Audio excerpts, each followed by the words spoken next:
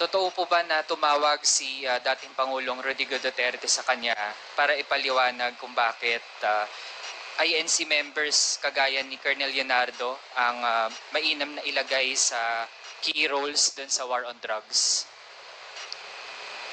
I will not do it, and I will never do it, and I did not do it. Hindi ako mag-explain sa pulis kung ano ang ginawa niya. Ikaw ang managot niyan, hindi ako. Kung may order ako sa pulis, gawain mo yan. At pagka pumutok yan, iyo yan. Huwag mo akong turuin dito kasi trabaho mo yan as a pulis. Hindi kita kailangan. Sabi ko nga, 2 taon ako nagturo sa Police Academy, including criminal procedure and evidence. Hindi lang sophisticated, raw lecture lang. Pero hindi ako nagsabi ng turo ng gano'n ka-stupid. I mean, you should maybe medyo habulin mo ang utak ko, Andre. Hindi ako ang presidente kung... Hindi ako. Mr. Chair, linawin ko lang yung tanong.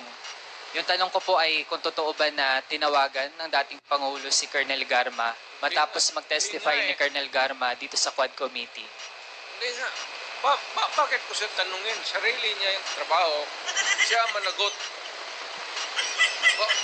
Why would I call anybody? You are a policeman, policewoman, do your duty. Kung nagkaletse-letse yan, you explain to the judge. And if you are not believed by the court and you go to jail, that is your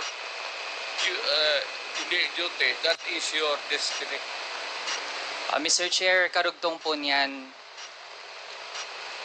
tama po ba na pinaliwanag na kaya napili si Colonel Leonardo para sa isang key role doon sa war on drugs ay dahil mapagkakatiwalaan siya sa pera? I do not give money to people. Wala nga akong pati hindi pagsayangan yung... Alam mo, kung may pera man ako sa city government, I'd rather buy rice for the... Yung police, may sweldo yan. Kung may operation, magsabi sila, bigyan ko. That's the most that I can do. Kasi magsabi, out of the province, out of the city, you would need gasoline. Alam mo ba, baka, what time malaman mo? Alam mo ba na noon ang police walang gasolina?